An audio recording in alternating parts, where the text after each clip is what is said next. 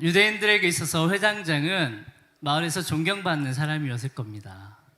그래서 사회적으로 존경받고 높은 위치에 있었던 회장장의 딸, 12살 딸이 죽게 되었다라고 하는 이야기를 듣고 많은 사람들이 몰려왔어요. 몰려와서 예수님, 다른 사람들은 몰라도 이 사람의 기도는 들어줘야 됩니다. 이 사람은 우리를 위해서 너무나 선한 일을 많이 한 사람이에요. 이 사람의 딸은 꼭 고쳐주셔야 됩니다. 약속해 주세요 라고 했기 때문에 예수님께서 그래, 내가 가서 고쳐주겠다 라고 약속을 하고 열심히 가는 길에 있었습니다. 회장장의 딸 상태가 거의 지금 오늘 내일 상태가 아니고 한두 시간 상태였던 것 같아요. 너무너무 위급한 상태였던 것 같아요. 근데 우리가 다 아는 것처럼 이 본문에 바로 전에 있었던 내용은 뭐냐면 이 긴급한 상황에서 예수님께서 죽어가는 딸을 위해서 달려가고 있는 상황에서 갑자기 예기치 않은 한 사람이 끼어듭니다. 누군지 아세요? 혈루증을 앓았던 오랫동안 병에 시달렸던 여인이었어요. 그 여인이 예수님을 딱 막아섰을까요? 아니에요. 살짝 뒤로 가서 옷자락만 살짝 잡았어요. 아무도 몰라요. 아마 사람들이 이렇게 얘기했을 거예요. 예수님을 막지 마라. 예수님 지금 하나님의 선한 일을 하러 가고 있다. 누구도 앞을 막지 마라. 생명을 살리는 일보다 중요한 게 뭐가 있냐? 예수님을 누구도 방해하지 마라. 하나님의 일을 하러 저분이 가고 있다 라고 앞에 가로막는 사람들이 다 밀쳤을 것입니다. 아마 예수님을 가는 동안에 병자들이 예수님께 왔을 거예요. 하지만 회장장의 딸을 구하기 위해서는 비켜 오늘은 너는 아니야. 넌 다음번 순서야. 아마 그렇게 사람들이 예수님의 앞길을 뚫어줬을 것이라고 저는 생각합니다. 만일에 그 예수님 앞에 막는 사람이 있었다면 사람들은 당신은 하나님의 사역을 방해하는 사람이야. 당신은 왜 딸의 생명을 살리러 가는 예수님을 막는 거야? 비켜! 라고 했을 수도 있는 분위기였다라고 할 수 있습니다. 그런데 문제는 뭐냐면 예수님께서 잘 가다가 갑자기 멈춰 서신 거죠. 그리고 예수님 뭐라고 하셨을까요? 누구야? 내 옷 만진 사람 누구야? 그랬더니 베드로가, 나서기 좋아하는 베드로가 뭐라고 했죠? 주님 지금 미는 사람이 얼마나 많은데 지금 옷자락 만졌다고 그래서 빨리 가세요. 지금 급합니다 지금. 예수님이 아니야, 내 옷자락 누가 만졌어? 능력이 내게서 나갔어 라고 하시는 거죠. 굳이 가시던 길을 멈추고 예수님은 딸의 생명을 구해주기로 약속을 하셨잖아요. 그렇죠? 그러면 그 신실함을 지키기 위해서는 하나님의 사람이라면 약속을 지켜야 돼. 아니 저 사람은 우선순위도 없나? 약속해놓고 중간에 왜 딴짓하는 거지? 라는 비난을 받을 수 있지 않았을까요? 더 심각한 건 뭐냐면 이 12해 동안 혈루증을 앓았던 여인은 유출병이었기 때문에 모세 율법에 의하면 회중들이 모이는 곳에 가면 어떻게 되는 줄 아세요? 돌에 맞아 죽습니다. 이것이 율법이에요. 그리고 만약에 유대인 남자를 만졌다 그래도 돌에 맞아 죽어요. 예수님의 옷자락을 만졌을 때에 능력이 예수님에게서 나갔잖아요. 그 여인은 고침을 받았잖아요. 그러면 그걸로 만족하면 되지 않을까요? 그 여인은 고침 받았잖아요. 근데 굳이 예수님을 가다가 누구야? 누가 내 옷 만졌어? 누구야? 손들어! 혈루병을 앓았던 여인이 손을 들었을 때에 돌에 맞을 수도 있어요. 그 여인이 목숨이 어려움에 빠질 수도 있는 상황인 거죠.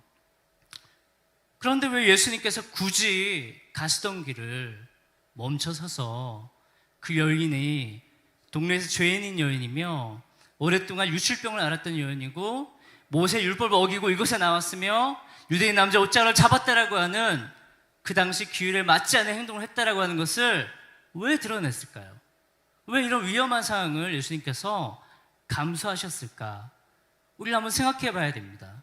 예수님이 죽어가는 딸을 구하는 것보다 어쩌면 이게 더 중요하기 때문에 멈춰 서신 게 아닐까 우리는 한번 생각해 봐야 되지 않을까요? 우리는 종종 우리가 예수님을 믿고 있다면 예수님을 잘 알고 있다고 생각해요. 아, 이 상황에서 예수님은 이렇게 생각하실 거야. 내가 이렇게 기도했으니까 예수님이 이때 응답하시면 얼마나 좋을까. 내가 이렇게 계획하고 있으니까 하나님이 이때 맞춰서 돈을 딱 공급해 주시고 이때 맞춰서 사람들을 보내주시고 이때 맞춰서 사람들 마음을 변화시켜 주시면 얼마나 좋을까. 예수님을 나의 생각과 나의 경험에 따라서 주님이 이렇게 하시면 정말 좋을 텐데 아쉽네 라고 할 때가 많다라고 하는 거죠. 근데 성경에서는 우리 주님의 이름을 뭐라고 얘기하냐면 wonderful이라고 합니다. 기묘자라고 합니다. His name is wonderful 이라고 죄송해요, 영어 써서. wonderful은 무슨 뜻인지 아세요? full of wonder예요. 기이함으로 가득하다는 거예요. 이상함으로 가득하다는 거예요. 예수님을 내가 안다라고 했는데 예수님을 만나면 만날수록 이상함으로 가득한 분이다라고 하는 것을 경험하게 된다라고 하는 거죠. 회당장의 딸을 고쳐달라고 사람들이 막 아우성치고 있을 거예요. 주님 뭐 하세요 지금? 빨리 가야 돼요. 1시가 급해요. 죽으면 어떡해요? 난리를 치고 있었을 것입니다. 아마 그 여인을 욕하는 소리도 들렸을 거예요. 비켜! 지금 뭐 하는 거야 지금? 이렇게. 예수님은 그 모든 소리가 안 들려요. 그 여인을 붙잡고 네 믿음이 너를 구원했다라고 구원하시는 말을 하시면서 그 긴급한 상황에서 멈춰서서 시간을 허비하고 있는 것처럼 보이는 주님의 모습을 우리 오늘 본문의 앞에서 우리가 볼 수가 있습니다. 어쩌면 우리가 혹은 그 자리에 있었던 사람들이 회당장의 딸이 죽음에서 구원받는 것보다 더 중요한 것을 예수님께서 말씀하시기 위해서 깨닫게 하시기 위해서 그렇게 하신 것이 아닐까라고 생각해 볼 수 있다라고 하는 거죠. 사실 예수님이 보시기에 야이로의 딸만 지금 죽어가고 있는 것은 아니었던 것 같아요. 사실 예수님이 보시기에 거기에 모여있는 수많은 정상처럼 보였던 사람들이 사실은 급박한 위기 가운데 있다라는 것을 주님께서 말씀하시고 싶었던 것인지도 모른다라고 하는 거죠. 단지 그들은 자기가 죽기 직전이다라고 하는 것을 깨닫지 못할 뿐인 거죠. 주님, 저 사람 고쳐주세요. 아니, 주님, 저 사람 기도 응답해주세요. 저는 괜찮아요. I'm fine. 저는 제 은행 계좌 보니까 돈도 좀 있고, 주님, 저 건강 상태 썩 나쁘지 않고, 주님, 저 가정생활 not bad. 그렇게 나쁘지 않아요. 저 사람이 문제예요. 우리 아들이 문제, 우리 아들. 신앙생활 안 하는 우리 아들. 우리 그렇게 하고 있었던 수많은 사람들 때문에 예수님께서 아니라고 말씀하시는 거죠. 예수님께서 예배 가운데 나와 있는 우리에게 찾아오실 거예요. 오셔서 슬쩍 물어보세요. 요즘 어때? 요즘에 마음은 좀 어때? 너 되게 힘들었잖아, 얼마 전에. 요즘 어때? 라고 물어보시면 우리는 어떻게 대답하냐면 통장 잔고 보고 내 건강 상태 보고 저 괜찮아요. 저 문제 없어요. 저 지금 상당히 괜찮은 상태예요. 너무 좋아요. 이렇게 얘기한다는 거죠. 저보다 저 병든 사람, 주님, 제 아들, 저기 어려운 사람, 주님 저 사람 좀 어떻게 해주세요 라고 얘기한다는 거예요. 저희가 예수님께서 우리에게 오셔서 물어봐도. 그렇기 때문에 예수님은 그렇게 바쁜 길을 가시다가 혈루증에 앓던 여인이 옷자락을 살짝 만졌는데 큰일이 난 것처럼 갑자기 멈춰서서는 누구야 나와 손들어 라고 하신 거예요. 나 지금 예수님이 지나가실 때 주님 옷자락 만지지 않으면 나 죽을 것 같아. 나 오늘 기회 놓치면 내 삶에 소망은 없어. 예수님 나 지나고 나면 나 언제 주님 만날지 몰라. 이런 절박한 마음이 여인 안에 있었기 때문에 예수님께서 말씀하시는 봐라.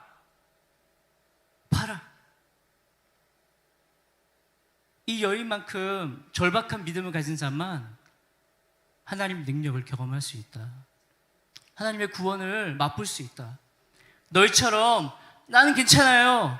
나는 괜찮아요. 라고 하는 사람들은 이 기적의 현장에서 하늘이 열리고 성령께서 기름 붓듯이 내려오셔서 그 여인의 머리부터 발끝까지 치유의 광선으로 치유의 강물로 흘러내리는 기적의 현장에서 아무도 그런 능력을 경험하지 못하는 거죠. 단 한 사람. 너무 안타까운 상황이지 않을까요? 예수님은 너희 괜찮지 않아. 그 군중들이 막 몰려가면서 주님 저 회당장의 딸만 고쳐주시면 우리 행복해질 것 같아. 아니야, 너희 괜찮지 않아. 너희 영혼들은 피를 흘리고 있어. 너 이제 죽어가고 있다니까. 지금 상처가 막 썩어서 골마서 냄새나고 있다고. 이 여인처럼 앞뒤 가리지 말고 사회적인 위신 생각하지 말고 내 옷자루 잡아라. 맞고 서라. 예수님 외에는 제가 아무것도 원하지 않는다라고 얘기해라. 그렇지 않으면 너희는 이 상황에서 구원받지 못한다. 이것이 예수님의 메시지였던 것이죠.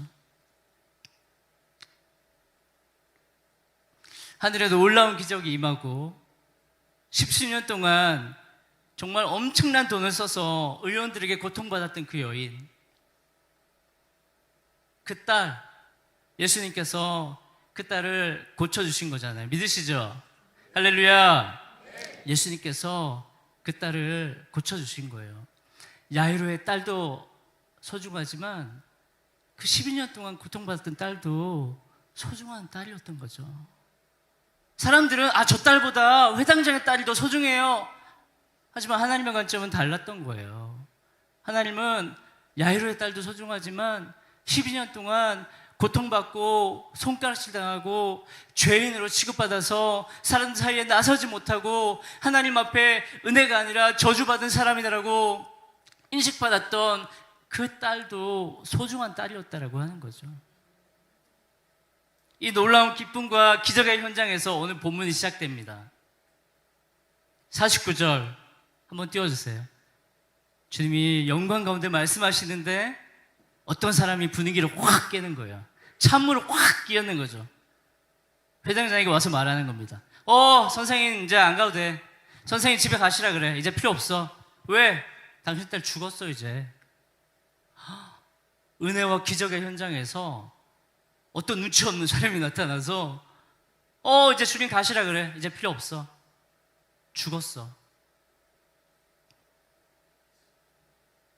예수님께서 야이로에게 말씀하시죠.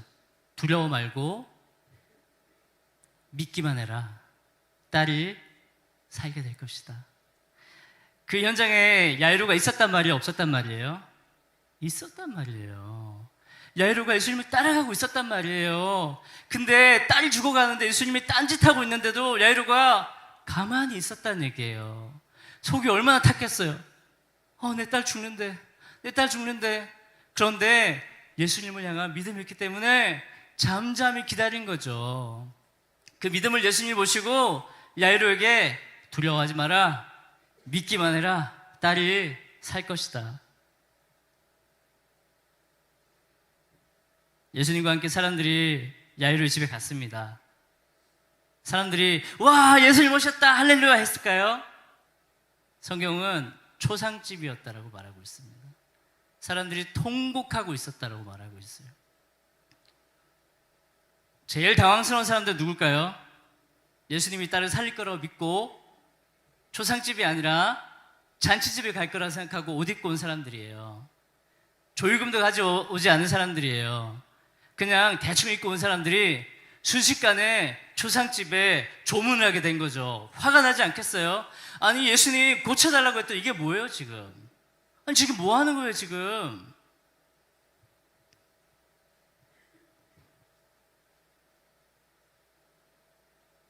사람들이 막 여기저기서 울고 있어요. 통곡하고 있어요. 53절, 마지막 53절 한번 보여주세요. 그들이 그 죽은 것을 아는 거로 비웃더라. 예수님께서 뭐라고 말씀하셨냐면 울지 마라, 잔다 라고 했더니 사람들이 비웃었대요.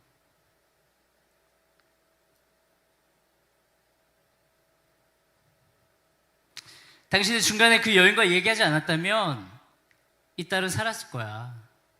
당신이 약속한 대로 신실하게 우선순위를 제대로 선택했다면 이 딸은 살았을 거야. 예수님을 비웃었다라고 하는 거죠. 예수님을 비난했다라고 하는 거예요. 당신은 약속을 어겼어. 당신은 하나님의 사람이라 할 수 없어.